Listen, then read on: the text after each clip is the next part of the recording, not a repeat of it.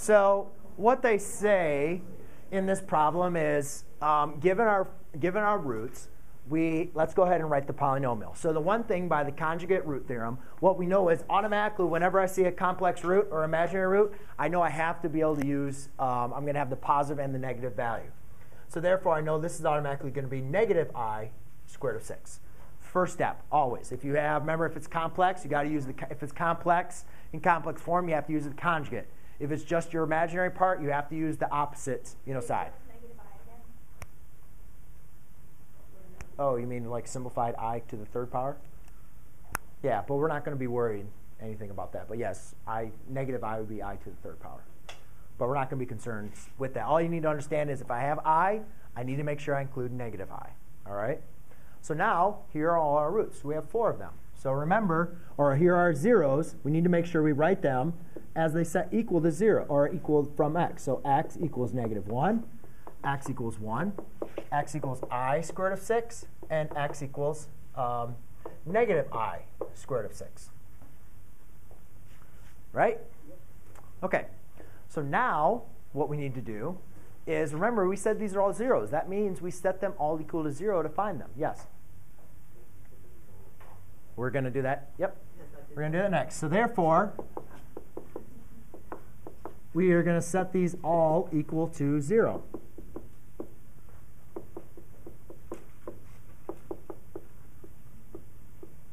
So therefore, I have x plus 1 equals 0, x minus 1 equals 0, x minus I squared of 6 equals 0, and x plus I squared of 6 equals 0.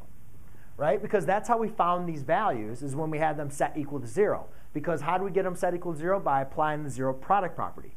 So what that means is, if these are our zeros, and we write them now as factors, well, if they're factors, that means they multiplied to give us our polynomial, right? So how did we get to this point? Well, what we said was 0 is equal to x plus 1 times x minus 1 times x minus I squared of 6 times x plus I squared of 6. That's how we got from there to there, is we applied the zero product property, so we set them all equal to 0. But ladies and gentlemen, we're not trying to say we got to these zeros by taking our polynomial and setting it equal to 0. But the question's not asking, when is it equal to 0? The question is asking, what is the value or the rule of the function f of x when you're given the zeros? So now we write it as product of its factors. We need to figure out what the rule of the polynomial is. So we need to multiply all 4 of these factors. So the best way I like to do that is, rather than getting crazy, is create 2 boxes. You guys can apply FOIL if you like. But what I have found in my experience is you're going to be much more neat and clean and organized if you organize with the boxes. All right? So, yeah, so let's just do 2. Yeah, because 4 times 2 times 3 times 8, you can do these 2 and then these 2, and then multiply the answer, right? Yeah. So let's do x plus 1 times x minus 1. Then we have x minus I squared of 6 and x plus I squared of 6. All right, now this is a difference of 2 squares, right? So we should probably be able to multiply that pretty quickly, but let's just go through it again. X times x is x squared. X times negative 1 is negative x. X times 1 is positive x. And then 1 times negative 1 is negative 1. You guys can see that these are like terms. It is a difference of 2 squares. So you guys should already know, oh, the middle terms add to 0, right? So that's just going to leave us with f of x equals x squared minus 1. Then that's going to be multiplied by, let's do this one. X times x is x squared. And again, we notice, guys, these are another difference of 2 squares, right? Our middle terms are going to cancel out. But let's just prove it.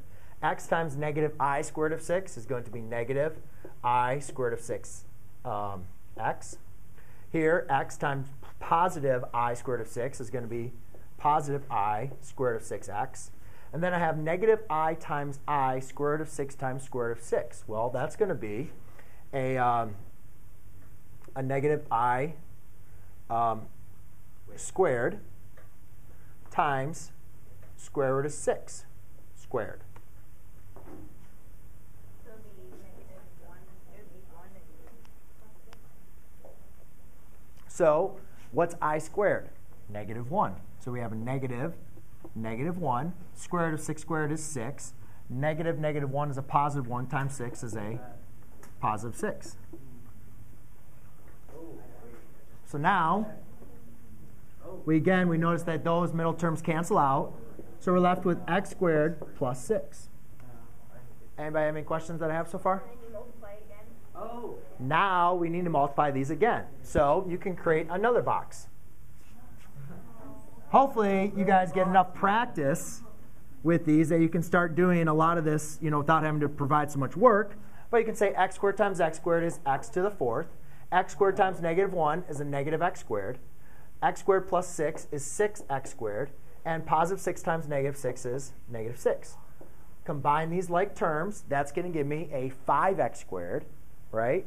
So therefore, my final answer for my polynomial is x to the 4th plus 5x squared minus 6. Did everybody see it? Any questions? Nope. Good, Dimitri.